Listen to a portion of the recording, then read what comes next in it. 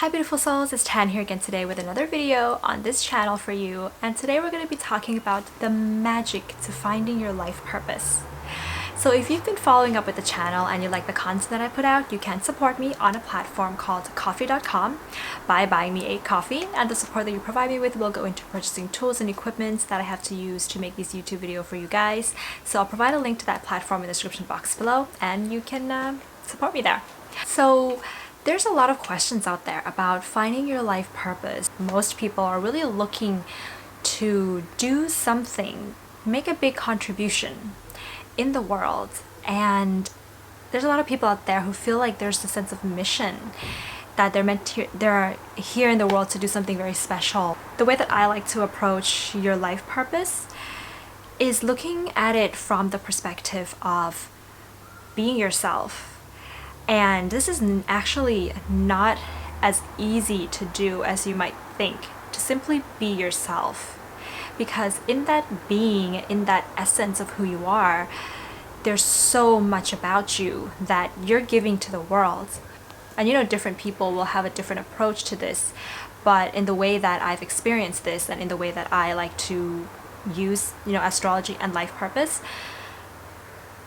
when I'm talking with clients, is really just how do you bring out the inner essence within you, because there's a lot there. There's a lot more there than there are out there. I think that the magic, or the secret really, to finding your life purpose is how to align that essence or that inner gift that you have within you with the material world.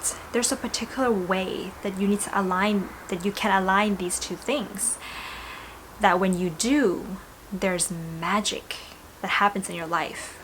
So if you are doing one or the other, meaning that, let's say, in the first scenario, you are aligning yourself with the material world and neglecting your inner essence or your inner gifts, what can happen is that you may actually be successful in the material world, meaning you may be making a lot of money. You may be in a very high position in a particular career or company. You may be famous. You may be considered successful. But you know that there's going to be a part of you that feels like something is missing or unfulfilled.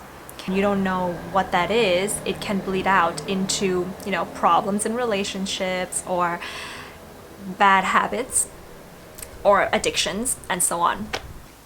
But if you find that you are in alignment with your inner essence already and your inner gifts, but nothing is really materializing in the material world, like you don't see success from that, or you don't see the abundance coming in for you, it could either mean that you need to keep persevering in that, and success doesn't just happen overnight, right? But it can also mean that you haven't got in touch with your inner gifts and your inner essence in the most prosperous way that you can. I hope I'm using the right words here. So when you're getting in touch with that inner gift, there are some challenges that may come up. And the first and most obvious challenge is that you may not even be aware that you have to get in touch with your inner essence. And of course, if you're watching this video, you're probably not in this category, because to not be aware that you even have to get in touch with your inner gifts means that you're working and you have a job and a career that you simply just do for the sake of money. And maybe it's in the way that you grew up or in your culture and your society that it does not matter that those gifts and those gifts that you have, they simply have to be put aside, or they just have to be used as a hobby, and they can't really be used as a part of your life purpose. And so you don't even feel that there's a need for that, or there's no awareness that you even need to look inside yourself for your inner gifts.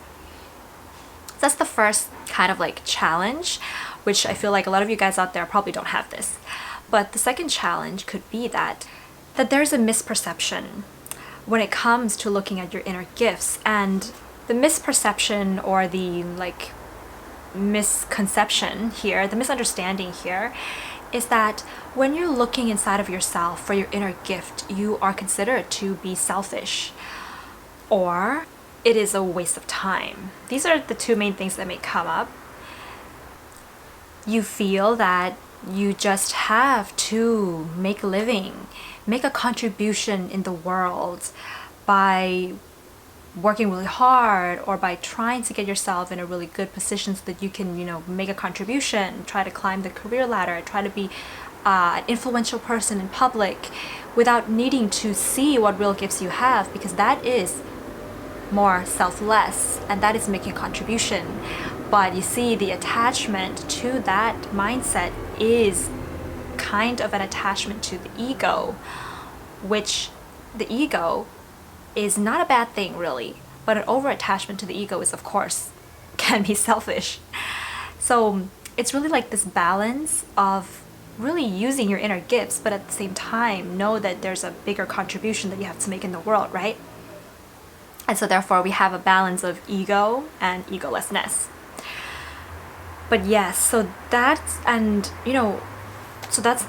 blockage.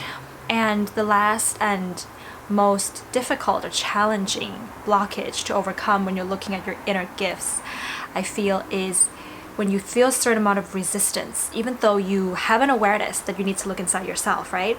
And you don't think it's a selfish thing, and you don't think it's a waste of time, and you're spending a lot of your time figuring out what it is that you're supposed to be doing, but still you can't find that out. What is this resistance coming from? It could be coming from a deeper seated fear. And this fear is ultimately coming from a lack of trust. So lack of trust in the fact that your gifts are actually going to help the world or make a contribution in the way that you'd like to make. A lack of trust that you even have any gifts, because everybody does. And this lack of trust may come from, fear of missing out. For example, that, if you were to get in touch with your gifts, you may have to change your lifestyle. You may have to kind of grow apart from your friends. And then there's going to be like this fear of missing out may come up.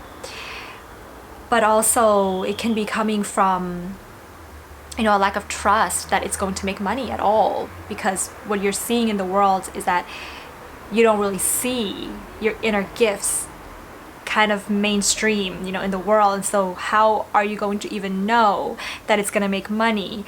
There's a fear of the unknown. But there can also be a lack of trust because of preconceived notions about and judgments for your own gifts. It's judging yourself pretty much. That's just kind of like, so this can look like, you've been told, or you've been living a large part of your life. For example, being, like a creative person, being an artist, right? But maybe you've been unfulfilled with that. But your inner gift that you found out is maybe to actually be a healer, a doctor. And so you feel like, but all my life I valued my artistic abilities, but I have another gift of like healing, physical healing, and being a doctor. That's going to go against what you had perceived your life to be. And so this is more of like a paradigm shift that you're having, and with paradigm shift comes a lot of anxiety, right? So these are some blockages that can come up when it comes to deeper fears that's causing this resistance. So if you could push past these deep-seated fears that we talked about, you will find that there's magic that happens in your life that you didn't even expect it to happen. And all you had to do was surrender and trust. And sometimes it requires you to tune out the noise, the white noise that's going on around you, the way that people talk about you, or the way that, the things that you see in the news, in the media, in your society. And this doesn't mean that you have to cut them out, but it simply means that you have to work in balance with like listening to your inner voice, but yet being diplomatic or tactful with how you're going to deal with the outer voices and outer noises that are coming in. So, and when you find this inner gift inside of you, it's something that you can't put a label on it. You can't assign words to it because words limit us in one way or another, right? Our vocabulary, our language. There's a limit to that because there are things that we can perceive and feel intuitively that there are no words for. And, for example, if you feel intuitively that you have some healing gifts, right? And you immediately try to put a word on that, like you immediately try to say that, oh, the healing gift that I have is going to be, energy healing. It's going to be Reiki. It could be, but to quickly assign names to it is gonna like put a glass ceiling over it. But if you could feel it, you never know what that healing ability of energy can actually do. And you may find that you're multi-talented, for example, that you can do various different types of energy healing, that you may give a new definition to energy healing that nobody has ever done before. You could be a pioneer if you haven't labeled it too fast and too quickly. And so I feel like it's like you can ask an astrologer, you can ask me, you can get a reading from me, you can ask any other astrologer, any other guide out there to like give you a clue to what your life purpose is, what your inner gifts are. And of course, there's value in taking that advice, but nobody can really tell you what that inner gift is because it has to be felt by you. It has to be felt by the deepest part of you, and there's no words to describe it. But what happens then is that you're also going to get a sense of how you can materialize this inner gift in the material world. And there's really no limit to how you can do that. Meaning that, for example, let's say how you're going to make money. There may not be one avenue of making money. There may not be a way of making money that is traditionally known. You may have to, let's say make money online or make money through your community or make money through some kind of funding from the government. You may have to do all of them. Nobody knows.